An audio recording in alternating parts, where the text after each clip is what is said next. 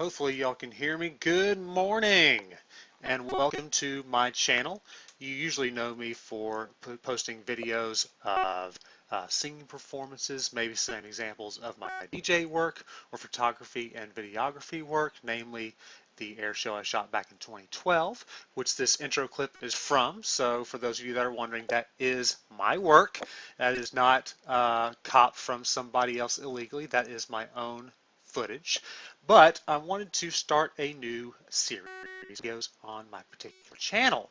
This one being the first in a series about vintage military aviation. Those of you that know me well know that I am an aviation geek, especially when it comes to vintage military aircraft, specifically World War II and immediate post-war piston engine fighters. Now, this kickoff video will be about what my favorite aircraft of all time is. It just happens to be a piston engine fighter, and I will be using quite a few of the plastic model airplane kits that I've built as examples during this video series. I'm a giant nerd. So, to kick things off, my favorite vintage military aircraft fighter is this. If you can see it on the screen, it is the Grumman F7F Tigercat.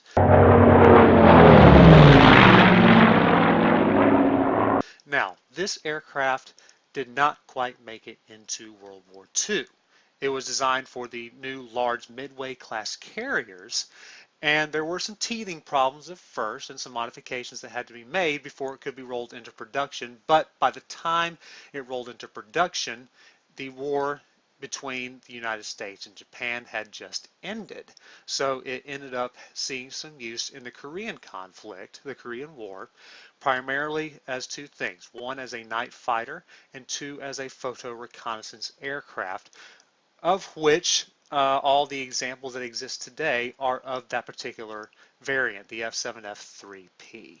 Now, why is this airplane, this large blue airplane, large midnight blue airplane, my favorite piston engine fighter, as opposed to what most people automatically go towards, the P-51 Mustang, which is usually the most widely known aircraft of World War II and the most widely known piston engine fighter? Noobs!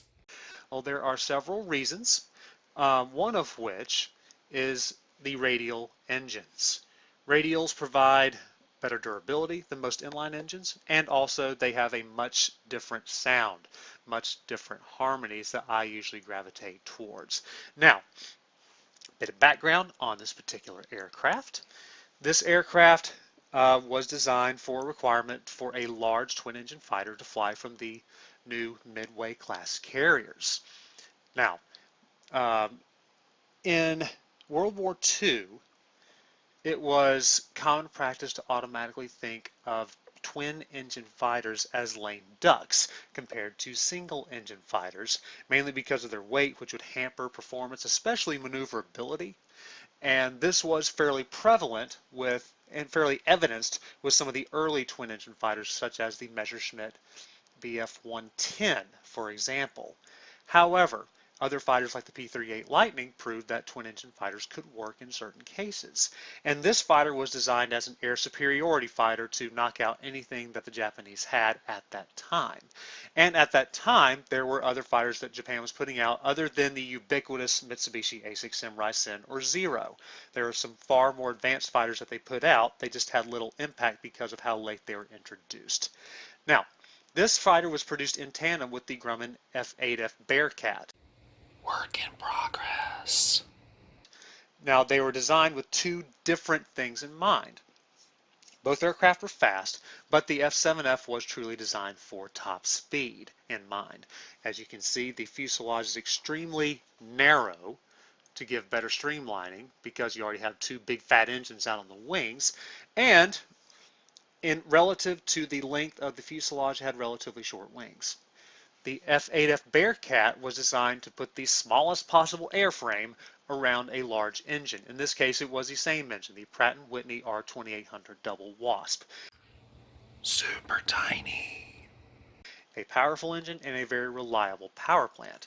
Now, the F7F was actually originally designed to take on the same engine as the North American B-25 Mitchell bomber, the Grumman TBF/TBM Avenger, and also the Douglas A-20 Havoc Boston. And this engine was the Wright R2600 twin cyclone 14-cylinder engine. It was originally intended to have a special turbocharged variant of that for high altitude performance, but the switch was made to the R2800. It had better reliability than most engines, and it also served as a major power plant in quite a few other fighters. The F6F Hellcat sister aircraft and the F4U Corsair, both of which saw great success against Japanese fighters in the second half of World War II. Now, the F8F Bearcat had a better climb rate, actually had a better climb rate than most other stock fighters of the time. But the F7F Tigercat had a slightly higher top speed. The F8F Bearcat could reach a top speed in the 420s. The F7F Tigercat could reach nearly 460 since it was a more streamlined aircraft and overall had more power due to having twin engines. Comparisons. Now, it did not, as I mentioned, it was actually ready to be deployed just days after the cities of Hiroshima and Nagasaki were bombed with the atomic bombs dropped by the B-29 Superfortress to end the war. So it did not see war action in World War II.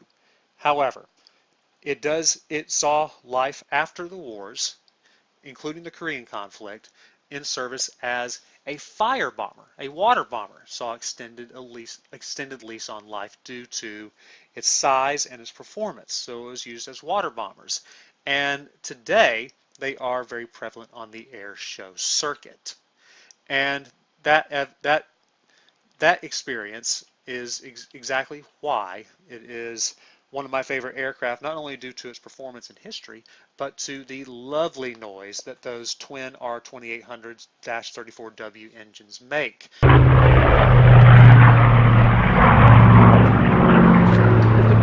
Each of those makes 2,100 horsepower, and I am a sucker for the sweet harmony of a twin-row radial engine. Also, there are a couple of these that have been involved in post-war air racing, and most of those have been fielded by Mike Brown and Rod Lewis. And those aircraft, usually when they're on the circuit, will achieve higher top speeds and stay out in front of bone stock P-51 Mustangs. Now, P-51s that have had a little tweaking done to them, as far as maybe a little anti-detonation injection to allow the engines to run faster, or some slight aerodynamic tweaks, those will stay out in front of the Tigercat. However, against stock Mustangs, this will stay out in front. Now, this would usually run behind the Hawker Sea Fury stock post-war piston engine fighters. Those are British designed for the Fleet Air Arm, and that is for another video. However, I wanted to start off things by showcasing my favorite piston engine aircraft, the Grumman F7F Tigercat. If you have opinions on whether or not this fighter cuts mustard, feel free to comment below. As this is my first video in this series, please like my page, share my links, and I will start uploading more videos in the near future. Thank you so much and have a great day. The Lost Parents Tent, so your family can enjoy this fun-filled event while keeping safety first. Registration will give you peace of mind knowing that your child has a safe location.